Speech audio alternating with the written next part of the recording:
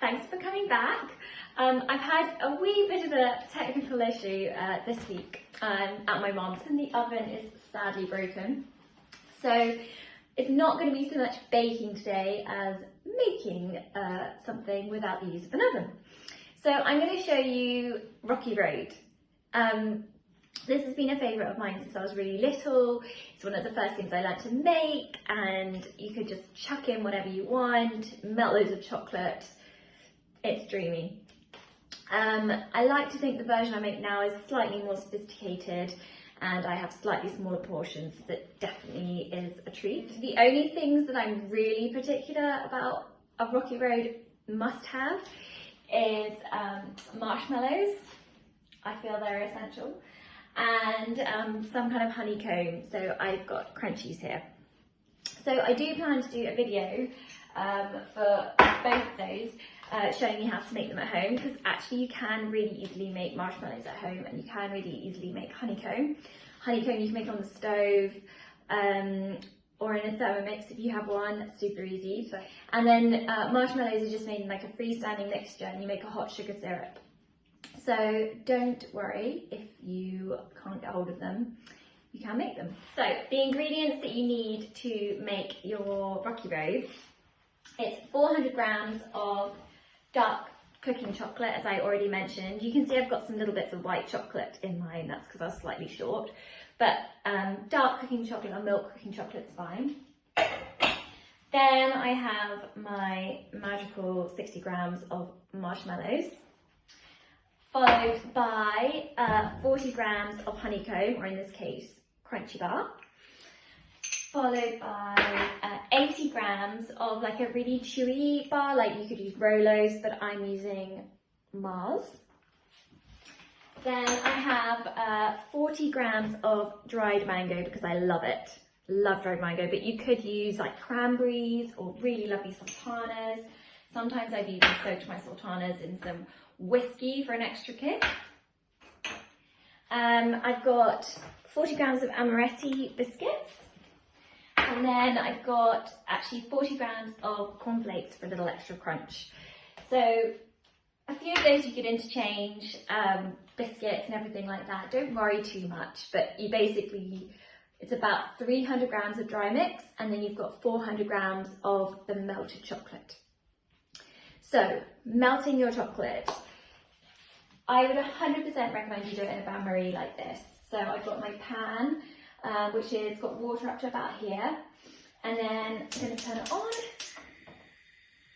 and it's going to simmer, not boil, simmer, and the steam is what's going to heat the glass bowl and melt your chocolate really gently.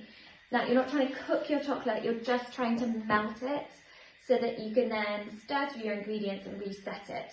When you overcook chocolate, or you mess around a bit too much or overheat it, you get like white streaks or chunky burnt bits. I'm sure you've all had those white streaks sometimes when you've opened a chocolate bar, you bought in a shop and it's melted and then reset and it's got those horrible streaks in it.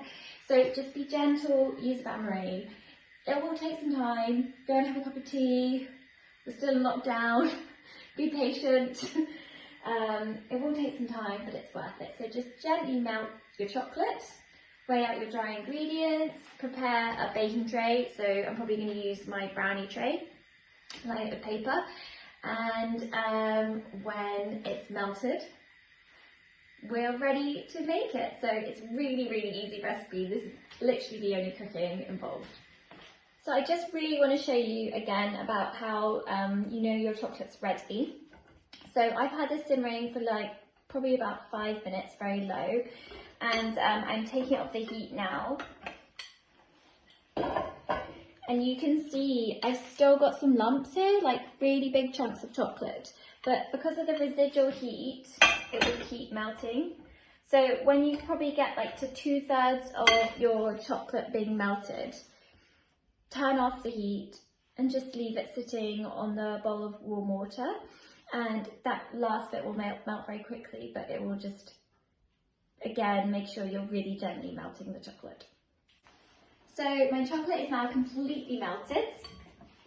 You can see beautiful, glossy, shiny melted chocolate. By the way, I've used Menier. It's in little green boxes of 100 grams, and you can get them at most supermarkets. But there are loads of really good cooking chocolates on the market now, so don't worry too much about which brand you use. Just make sure that you do use a cooking chocolate. So the chocolate is now melted, so I can add all of my dry ingredients. I've mixed everything except the marshmallows and the cornflakes up and already. Now the marshmallows I want to blob in myself because I'm very particular about even distribution. So I'm just going to pour in these bits. Now the cornflakes, just scrape it all out into any kind of baking tray. This, I might need to only use half of this. Don't worry about that too much. So I'm gonna, and then I'm just going to blob in my marshmallows. I really hate it when I'm sitting eating a piece of Rocky Road and the person next to me has like 2 bits of marshmallow and I have none. So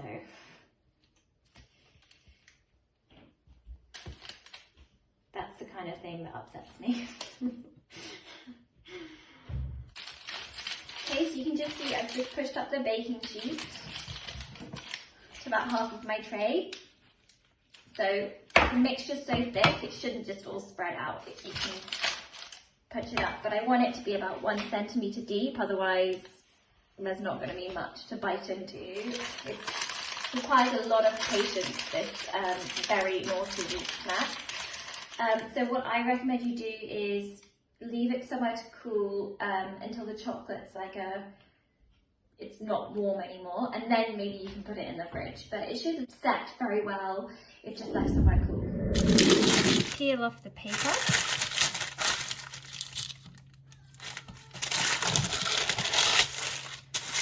Like so.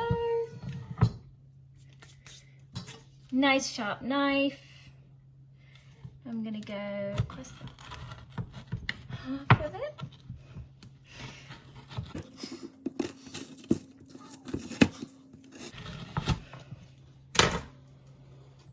There you go. Mango, Mars bar, the essential marshmallow, and there's a bit of crunchy there too.